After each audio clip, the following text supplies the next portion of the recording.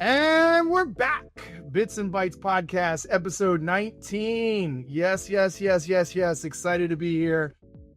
I'm Matt Scott with my co-host, Joey Wensler, and it's an absolute treasure trove of a show today. After all, Matt, we are joined by Byteworks' very own Michael Allshouse. But perhaps, look at those pipes. Yeah. Jeez Louise. Wow. Woo! That's reason enough to get a gym. I feel like I clean my teeth with those buttons. Wow. And our two guests today are fantastic individuals. Of course, from Endpoint Clinical, the IT director, Jeff Monson, and Michael Moir, principal developer for Autodesk. Thank you, gentlemen, so much for carving some time out of your day for this show. We know you guys got a lot going on. We're really excited that you guys can make some time for us. Absolutely. Yeah, it's a pleasure to be here. We feel honored to be part of this. Looking forward to talking with you guys.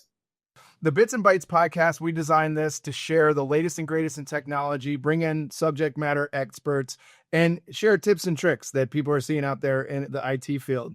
This is not by any means ever a pitch slap. That's a coin saying that we have here, no pitch slaps. And it's more just sharing, because the reality is that a lot of people have challenges and very similar challenges that others have. So if you share how you've gotten through some issues, or, you know, your technology and solutions that you have out there, reality is that it's very applicable to many others. So we're excited to be here, guys. Why don't we start with you, Michael? Why don't you tell us a little bit about what you got going on? Sure. I'm actually at Autodesk. I'm the web developer. I've been a web applications developer for going on many years now. I'm not going to actually state the number because I don't want to age myself out too much, but yeah, I've been developing websites. You know, I have a very strong e-commerce background, who've worked on some big e-commerce sites. Over at Autodesk, I'm working more on the learning sections. So we uncover lots of tutorials, on-demand learning, things like that to deliver up to the end user. That's great. How about you, Jeff? Hi, my name's Jeff Monson, Associate Director of IT out at Endpoint, and I cut my teeth as a SQL Server DBA for about 10, 12 years, and then moved on up into management and, you know, getting into more of, you know, the how things work as opposed to making things work. So yeah, it's been good. It's been good, but yeah, I've been in this position for about 6 years now. So. That's awesome. And so you two work together. You know, maybe tell us a little bit about how that works. Yeah. So, well, I mean, you know, how do we work together? We've been doing things together for a long time. Mike and I have known each other since second grade. So, you know, thick as thieves, we grew up together, you know, have kind of always been figuring things out together. We did spend about 10 years together at art.com. And that was, you know, me as the SQL Server backend guy and Mike as the front-end web developer. So, you know, really had a chance to kind of mature that professional relationship and take all of our abilities to kind of see things together and, you know, throw it up in the air and shoot at it, see what comes down, to find the best solution and apply that at art.com, which was great. It was definitely a startup mentality. So we're cutting our teeth in this business, got to play with and get our hands on just about every aspect of the website, from the search and resulting and bringing up relevant information when people are looking for artwork or posters, to the entire checkout process, the security involved in that, and everything in between. So we really experience and touch every aspect, not only, you know, software web development, but of e-commerce specifically, in the sort of challenges that come along with that. What I love about this, you guys, the reason I wanted to bring you on is not just the fact that you guys have known each other since the second grade, but from a technical standpoint, you guys have to work very closely together. And one person's success means the other person's success. So the dynamic that I love here is the network dependence. Yep. Jeff's role of creating a resilient network allows Mike to be creative and to do the developing and to bring innovation and do all the important things On that top of it. companies need. Yep. So that's the dynamic we really want to pick into today. And that's what I think is fascinating about this topic. And every company is essentially facing that, right? They should be. Yeah, I mean, that's how that goes. This is not a thing that's germane to Autodesk or Endpoint or anything. I mean, We have a coined phrase around here that the network is the fourth utility. So you got gas, power, water and the network. It is now an and essential need for every single business. So I'd love to learn a little bit more on some of the things that y'all have worked on together. Like, what are some of the biggest innovations that you guys have leveraged one another for over the last, I don't know, let's say 12 months, because we're now moving so quickly. So I'm sure 12 months was very different from 24 months. So it's just crazy. Yeah, I mean, as opposed to getting into like a specific project or something that, we did, I mean, I think kind of more important as we come back and talk about that this is something that every company should be facing, right? If you're making software, if you're doing something, you're putting a product out, you have developers that are building what's coming next, and then you have the back end that needs to support it, right? I mean, that's kind of the relationship, but it can't end there, right? You have to be talking. I have to know what the developer is doing. When I was a DBA at art.com and Mike was a front end, we would talk about that. I'm developing this, and we are going to do this with this, and it's going to do that. And I'm listening for, are we storing stuff? Am I writing an XML file with every transaction? How many people am I getting in here? How many concurrent users am I expecting to have? Because that tells me how I need to support the developments that they're doing, which is driving the business and paying my paycheck, right? Network isn't sexy. Databases aren't sexy. What Mike does is sexy. So I need to make sure that works. Otherwise, it's all lost. 100%. Yeah. And it's where you don't notice it and it goes wrong. Well, so that's what I was going to say, Michael. Jeff's network becomes real sexy when the company's not, earning money or delivering what they need to do, et cetera. So I would argue that people don't realize what they got until it's gone, and so that's so true. Databases work in the same way. It's they're kind of the endpoint, if you will, right? If something's wrong, get the DBA and get the network guy. Something's wrong with that, right? And then we work up to code or something else. For me, it was always just like, if something goes wrong, you got to prove it's not the database. You got to prove it's not the network real quick. But yeah, to your point, I mean, it's just, it's air. If you don't have it, work doesn't happen. Everything's connected. Everything's interconnected. Jeff, is there a story or an example of something that shows that importance? So a time where the network failed or the network wasn't resilient and it didn't support the needs of Mike as well as it should have. Yeah, I mean, that happens, right? I mean, that, it's the riding a motorcycle analogy with technology, right? It's not if the server fails, it's when it fails. It's not if the network fails, it's when it fails. And you have a lot of, moving parts that are there, and everything has to be monitored. And you know what? Something's going to go down, right? When we get back in and start talking about resiliency, resilience for me means redundancy. Right? If you got two, you got one. If you got one, you got none. That's just how it works, right? But coming back to it, if something does go wrong, right?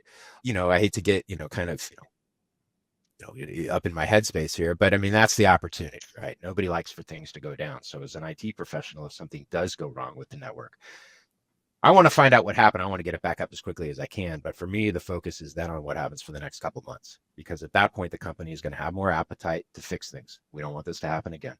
And it gives us an opportunity to go in and get it done. I mean, any company should be doing that. A lot of companies will force it with a CAPA process, right? So you've got to go in and you got to sort it.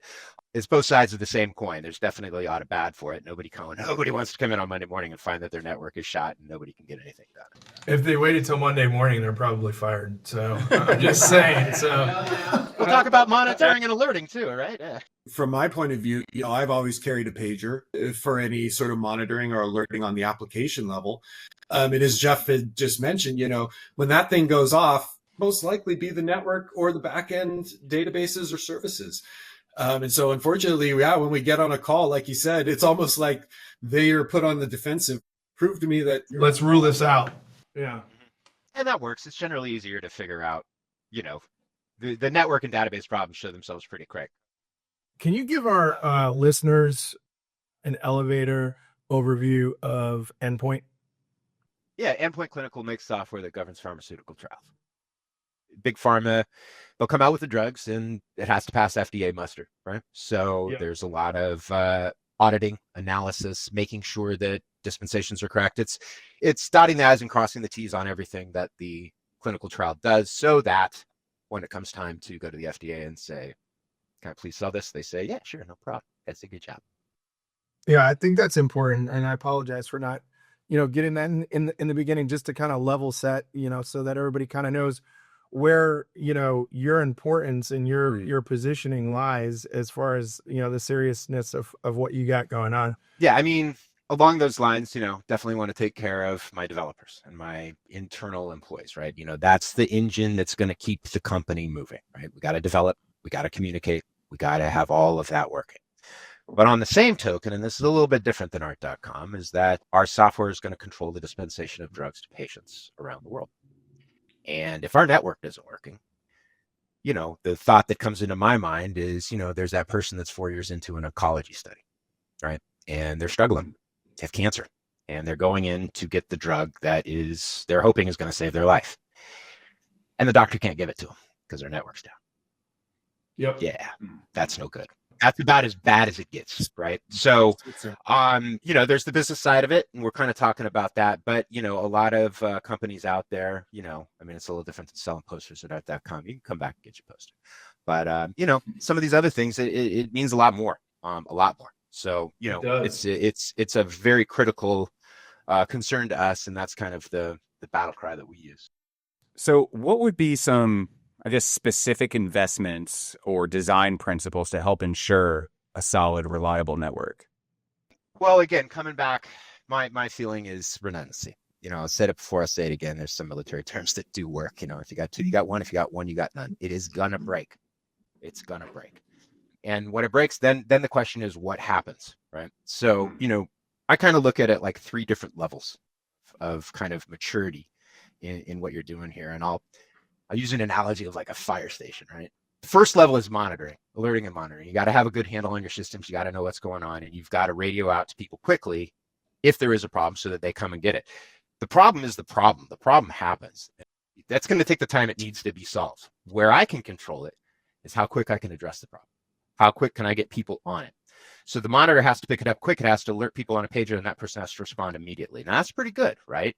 That's all right. That's kind of the equivalent of why I put my pants and my boots at the bottom of the pole, right? I get them on as quick as I can. I get in the car as quick as I can. I get to the fire as quick as I can. Now I'm fighting the fire, right? That's going to take as long as it's going to take. But I got there in 5 minutes instead of 10 minutes. So I'm 5 minutes ahead. Right? That's what I can control. Redundancy becomes job 2. You use your monitor data and common sense to, figure out where the redundancies are needed in your system. Where are the weak points, right? This analogy is kind of like you can get to the fire and you can let the fire that's burning burn. Get over to the new one. This allows me in the computer world to not have to reboot, to not have to reset, to not have to do hard things to make it happen. So I get to keep my forensics. I can figure out what happened and I can make it better for the next time, right? So that's kind of how that works. The holy grail, I think, is automating failover, right? This is where the act of calling the fire department puts the fire out. Awesome, right? Fire happens, boom. Get over to the next server, shut the other one down. Let's keep cruising. So in terms of a design methodology, I need things modular. I don't want one big monolithic system. I want lots of little ones that I can slip over to. Yeah. And that's why the cloud is so attractive to people. So. Jeff, what that reminds me so much of is so many conversations we're having now with the infusion of AI into networks and self-healing networks and some of these problems that networks are starting to figure out themselves. So, of course, we can't go more than 10 minutes without the AI term being thrown in. But that's exactly what you're talking about here. And the more that the network can do by itself, then the less of that firefighting that you're thrown into. Correct. The robot is sitting there watching 24/7. Doesn't need to take time to wake up and get the sleep out of their eyes to turn their computer on, right? And doesn't need to get that page ultimately when you're halfway getting your kids to school and you can't do nothing about it, right? It's just there and it's waiting for you. The other element I wanted to dive a little bit further into that you opened there, Jeff, was about your working relationship and how you almost serve Mike in a way. So he's almost your customer. So, you laid it out nicely of what the big picture means for your network and how that can impact patients and medication. But ultimately, your first step is you're supporting a lot of internal folks. So you almost treat your internal team as your customer. So you mentioned you have to listen, you have to consult with him about what his needs are for you to fully understand what the needs are from the network. So I thought that was really interesting. I think that dynamic exists for a lot of organizations, a lot of our customers.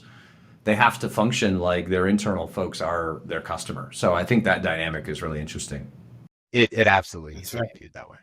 Mike, you actually give the analogy best, I think. Like when you're about 2 hours into working, right, and you load up your cache memory, and then something breaks, right? You have to pause.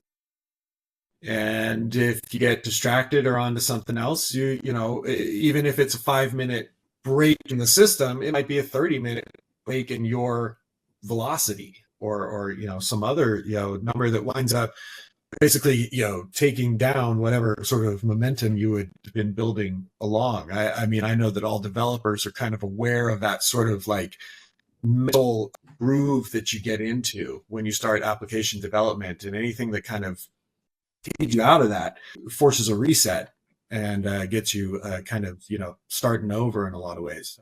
Yeah, so I mean, and yeah, definitely coming back to it. I mean, yeah, we are the service IT should be the service organization for the company.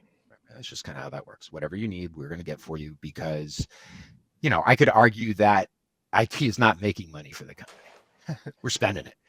It's the people out there that are using our systems, developing, that are making the money for the company. And so, you know, it's kind of like two risk areas, right? There's the client risk area. We want to keep clients. We want to keep them happy. We want to serve them. We don't want timeouts. We want them just happily computing along. And then, you know, internally, you know, you have that. Now, that's another one. You know, you come in and there's a litany of emails and you find out that your dev team's been dead in the water for 4 hours. Jeff, I got a question for you. So, with the importance of your role, the importance of the network, I mean, we're just talking about that overall.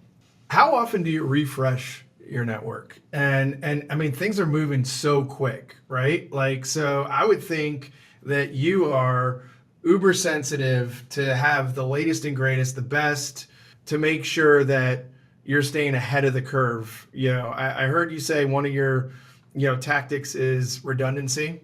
I mean, that's great. But what about when things that Michael's building, your network's not ready for, or other people outside of Michael's, so that you're not working with, but you know, you have other various functions wanting to bring in, you know, different elements and software. I mean, you know, IT has that all the time, right? You know, you have, oh, well, I didn't think there was a big deal bringing this app onto it, or et cetera. So, you know, from marketing or from finance or HR, you know, all these other functional business units that, you know, you might not be as dialed into everything. So I know I said a couple different things there, but curious to get your take on that and how frequently you refresh. I mean, refresh. I mean, if we're talking about, you know, hardware recycling and things like that, Sure. I don't know. So Endpoint's a, you know, relatively small company. I don't think that doesn't really move the needle in terms of wanting to have things up and having it work. It has to work, right? But personally, I don't like to be on the cutting edge of things, because that often leads to a bleeding edge of things. Risk. Yeah. And so in order for me to effectively manage risk, and I think that's really what it comes down to. I mean, again, if we're looking at redundancies, especially in a data center situation, there's a ton of stuff. And to make it completely redundant, that's oftentimes a bridge too far for a company. That's a lot of money. And it's a lot of employees to manage it. So you have to prioritize, and you got to prioritize based on risk. And, you know, there you go. So risk is kind of my big barometer in how I do things. Well, I was just going to say that, Jeff, and you've said this before. I mean, it really counter to this notion is that change is your enemy. Mm-hmm. But for you, change. So That's true. upgrading, staying on the latest, unfortunately, the act comes with risk. How do you balance that between trying to stay on top of the technology, but also not including risk along the way? Especially when Michael's bringing all those new capabilities to you that, you know, like you're like, hey man, you need to upgrade this, you know, rat that's running in the back of the machine, you know, like turning the wheel, you know. Well, you know, I mean, I can say change is the enemy of stability, but, you know, like another wise man once said, with change comes change. So, you know, you got to roll with it. You got to be ready for it. You know, we've talked about it. This is a relationship. Okay.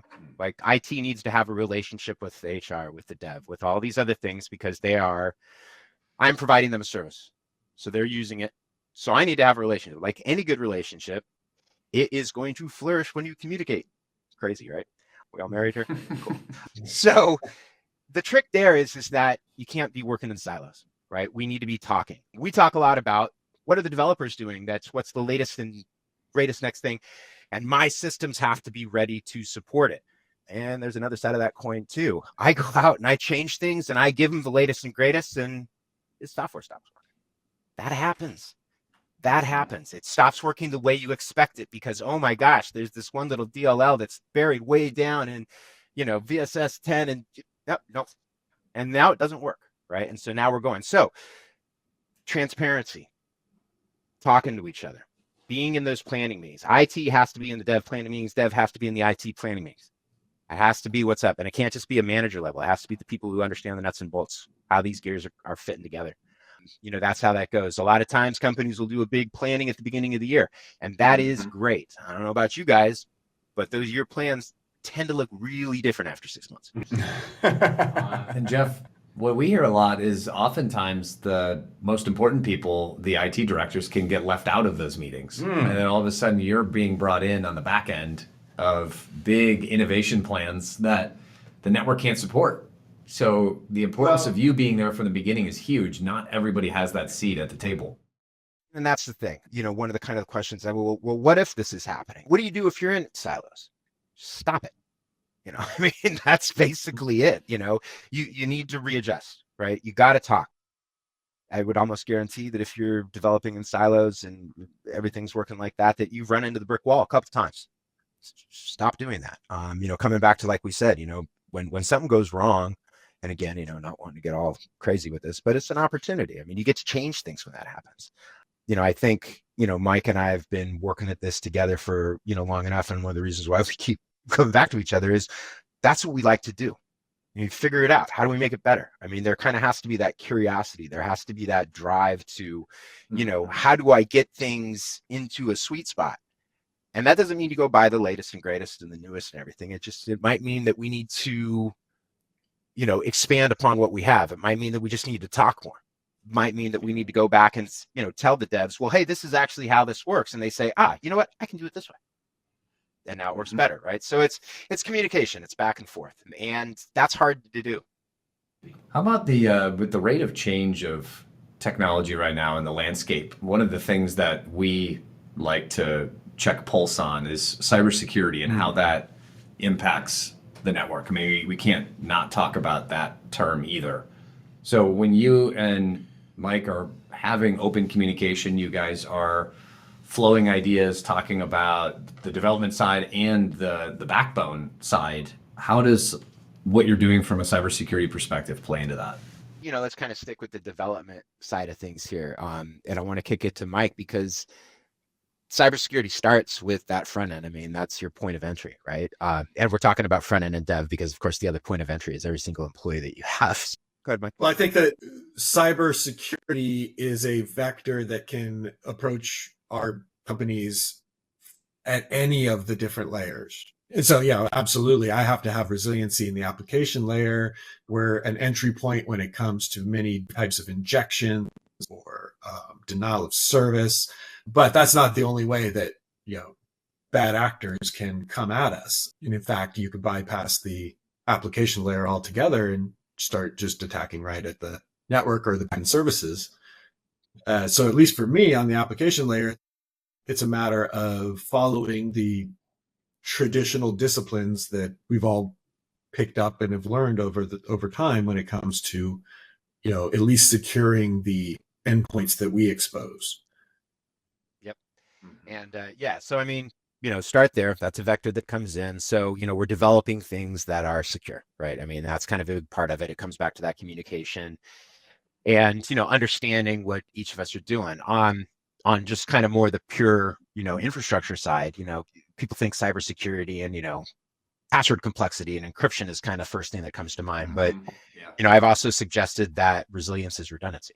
So that can help after a cybersecurity attack, right? Mike mentioned denial of service. If I have redundancies and I can spin up, if I can on that network device, ramp it up to handle the DDoS while I get in there and start blocking IPs, right? And again, let's get into automated things. Oh, you've tried 100 times in the past 30 seconds? Great, you're out. And then we can kind of tamp that down. But I can also expand up. Let's do a ransomware attack. If I've got redundancies on things with separate security, I still have my data. And I was thinking like roles and permissions and access, right? A lot of that as well allow you to kind of restrict and keep limitations around it, right? Role-based access control. I'm a huge believer in role-based access control. It is there to set up. It's a lot of work on the front end. You know, you're going to every single access control point and figuring stuff out. But once you have it, you're golden, right? Yeah, I'll tell you, one of the things that we're finding is that AI is helping significantly with that and the ability to clone different roles or, you know, user types, etc. So it is amazing what these machines can do, probably better than us from consistency standpoint of, you know, what people need access to. Well, and again, I mean, I'm heavily regulated. Right. So that's the question. That's that gets asked all the time, right? You know, lowest privilege access. I mean, that I eat, you know, live, eat, sleep that. But it's great. You know, gratuitous plug to SailPoint. We use them, and it's fantastic. I mean, it really works great in terms of you know, just being able to manage that at a high end. And they are bringing AI into their product as well, so the analysis gets pretty interesting as well. Zero trust and SASE is the language we talk around that, Jeff. Yeah. Okay. All right. There you go. So. You know, with everything that we've discussed and the importance that having a trusted, vetted partner to be able to help you with certain elements is key in your role, Jeff. You know, Absolutely. like, there is a trust compact that needs to be established. And that doesn't come for free. That's earned. That's earned over time. But yeah, once that's earned, there is some power with that trust because we get to skip a lot of the preamble when it comes to encountering problems together. I come to Jeff and tell him there's a problem. He trusts that I have the right of it, that I've already assessed it, that he can jump right in and start working on it instead of having to ask those preliminary questions. Just hit the panic button. The same both ways, right? yeah. We pride ourselves a lot on that here. I recently put out something on LinkedIn that was a quote that I loved. It says, hey, if you think a professional is expensive, wait till you try an amateur. Because you wind up, if you don't have that trust and you don't have that, you know, dependability on your partner, there is a dependence that there's way more risk. And you probably are going to wind up doing it twice and hopefully twice instead of doing it right the first time. So there's always enough time to do it twice, never enough time to do it right the first time, right? Yes.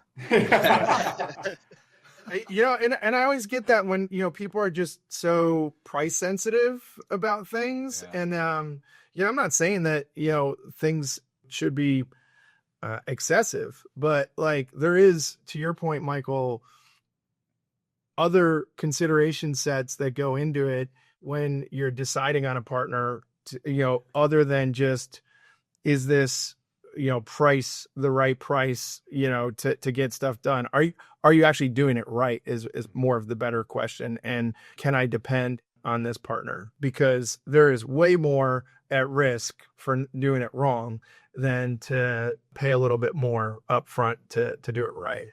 Yeah, that's why we've always held a philosophy of do it right the first time. Even if it's hard right answer, you do the hard right answer, not the soft, easy answer. Easy, got it. It might get you into you got to dig in.